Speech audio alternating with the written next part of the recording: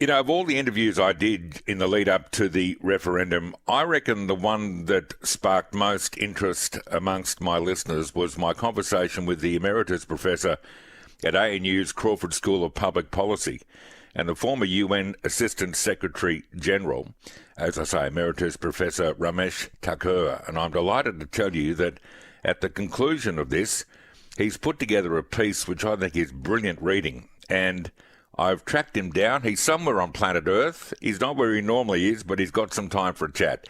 Ramesh, lovely to talk to you. I hope you're well. I'm very well, thank you. Thanks so much for your time. You say, or the headline at least says, the nays have it, and that's great for Australia. You were brilliant in outlining why you thought the best option was to vote no.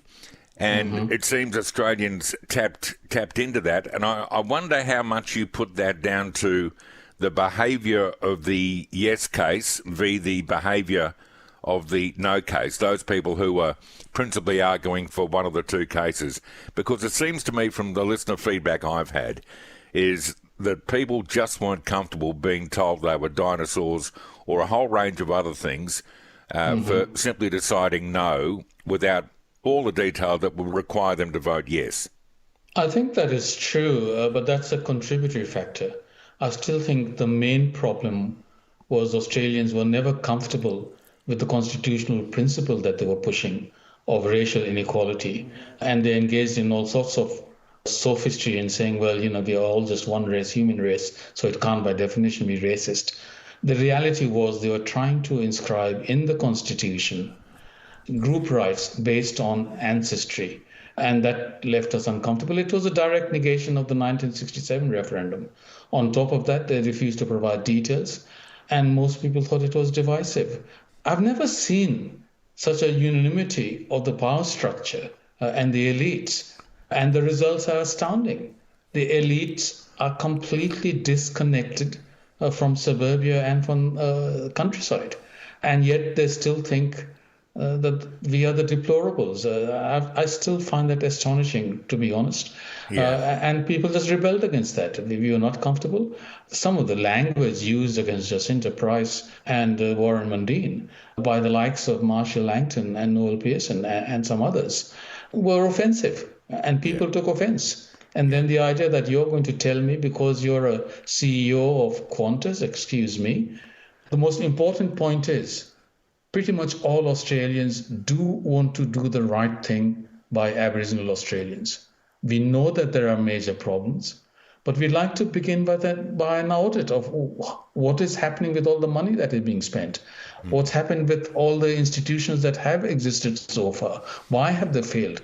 Where have they succeeded? What lessons can we learn? And can we please acknowledge the huge distinction between people who are most in need in the remote communities and the city-based activists who are going to be the most to gain from and profit had the yes vote got through. So all these issues are big issues that need to be addressed, and they need to be addressed with a brutal frankness that has been missing by pushing just the vibe so far. Brilliant words. There were moves in the Parliament this week initiated by the coalition. That probably underlines why they were defeated, but nonetheless they were seeking exactly that, just to be sure. Where's all that money gone? Has it gone to where it should have?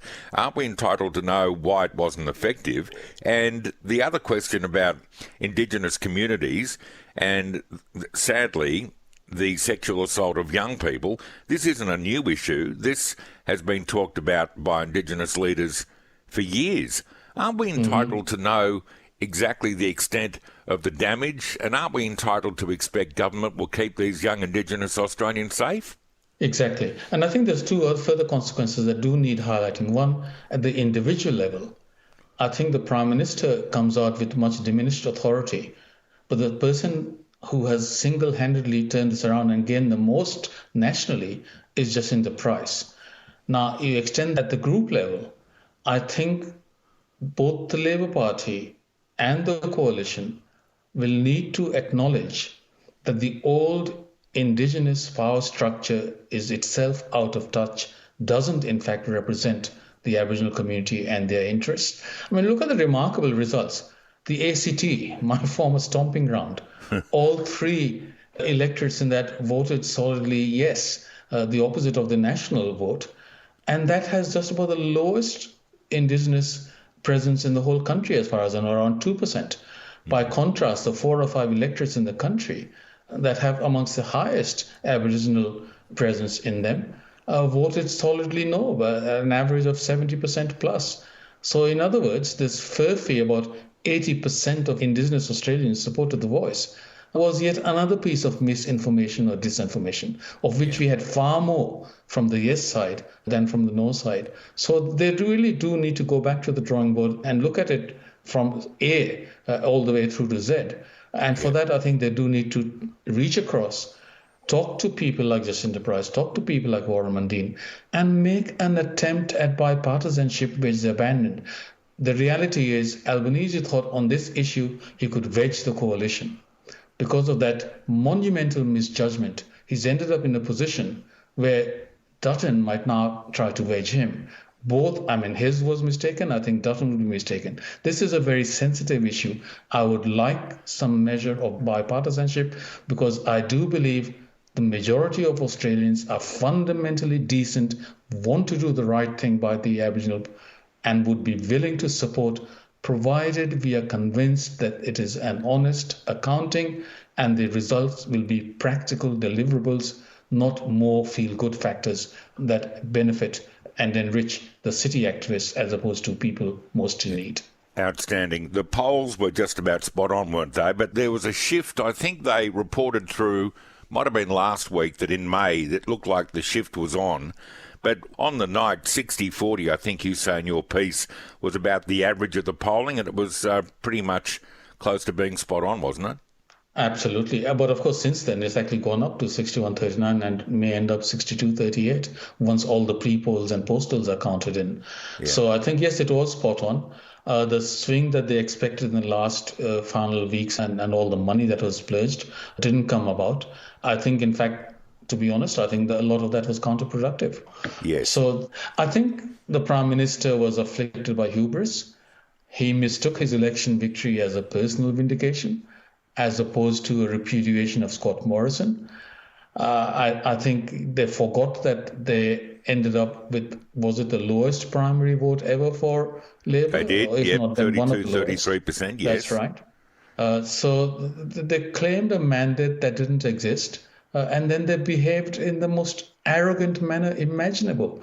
And then every time people wanted clarification, well, what are the details? Yeah. Why do you say it's only one page when we can see for ourselves it's 26 pages, 28 pages? A number of them had said it's not modest, that it's in fact an attempt at a structural transformation of power relations. Yeah. So all this was met with derision and contempt, and you're a racist, and you're a deplorable, and you're a dickhead, and a dinosaur. that just proved so counterproductive. Yes. I hope they realize that. And a lot of those comments, I kept thinking, are they looking at a mirror when they utter those words?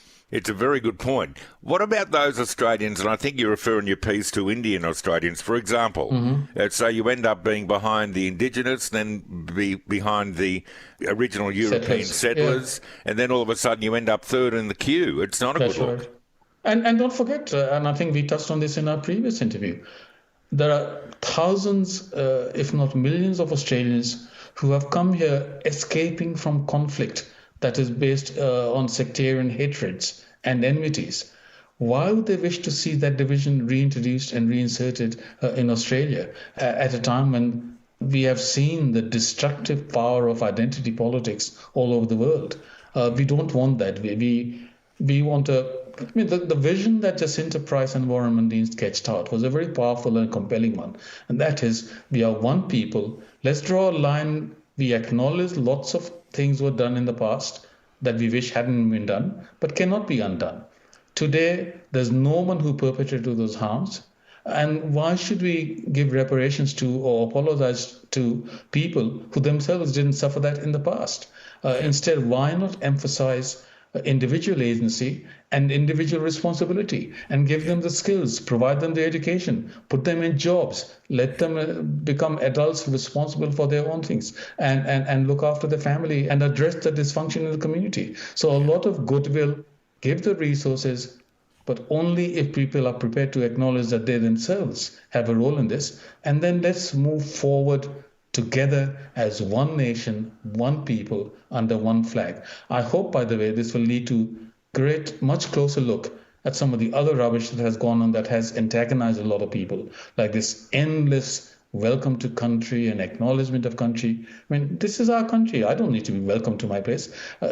On special occasions and special places, fine. We will accept that and we will support it. But doing it up before every match and every meeting, and then several speakers do it, is just been, I think, again, counterproductive and has produced a backlash. So there's lots of issues that came together. And I think I did say in my piece that in the end, while I opposed putting this to the vote, to the referendum in the first place, I think on balance, maybe it has done us good because it compelled us to have the debate that I think we did need to have. Outstanding. I was going to ask you this, but I think I know the answer. And I've seen people made this comment, are referenda too difficult in Australia? Surely the answer is if you put the wrong question, or if you put a question without, solid base and a compelling conclusion, then you're likely to lose. And that's probably a very good thing. Well, there are two things. One, the drafters of our constitution had the great foresight and wisdom to put this in the hands of the people, not in the hands of the elite. Had it been in the hands of the elite, it would have gone through. Second, if you put forward a model that is flawed and then follow a process that is deeply flawed and defective, you end up with a morally deficient model, and you end up with a process that is hubristic, arrogant, lazy. When you have a prime minister who says he hasn't read the full statement, and why would I? That's an example of prime ministerial delinquency. To be honest, again, blunt, I didn't see why I should take anything from the prime minister after that admission at all seriously. If he's too lazy and too condescending to be bothered to read the very document he's trying to insert into our constitution. And let's go back to that. I don't need others to tell me what was happening. He was proposing a three-part constitutional amendment. One, recognition of the Aboriginals as the first peoples of this country. Two, a new body called the Voice to be created with the power to make representations. Representations, not advice. That means they'll be acting as a lobby group or on behalf of an advocacy group on behalf of. And third element, which most people didn't cotton on to, but it's important. There was a third part to that. It wasn't just two parts. And the third part was Parliament would be then given additional powers to give effect to those representations it accepted. And that's the part that I forget his name, but one of the University of Queensland lawyers, I think, picked up on and said, this has the potential to completely redistribute the balance between the Commonwealth government and the state governments, because it will give additional powers within our federal structure to the Commonwealth government to give effect to some of these representations. So there's a three-part thing, all conflated into one simple yes or no. So it was deeply flawed right from the start. And then all this thing about, Parliament cannot change back the Constitution if mistakes have been made. And the final arbiter of the Constitution always would be and should be the High Court, not Parliament. Parliament passes the laws. What it means in practice and in application to any particular case, that's a matter for the High Court. So all those things they tried to put aside, and it just became very clear that the other very telling thing was that the more that people actually read about it, the more they turned against it. And that is very, very telling. They realized that they were being sold a pup, and they said, no, thank you. Outstanding. Thank you for your scholarship. And Ramesh, lovely to chat to you about this issue. Hopefully we can talk again. Look forward to it. Thanks.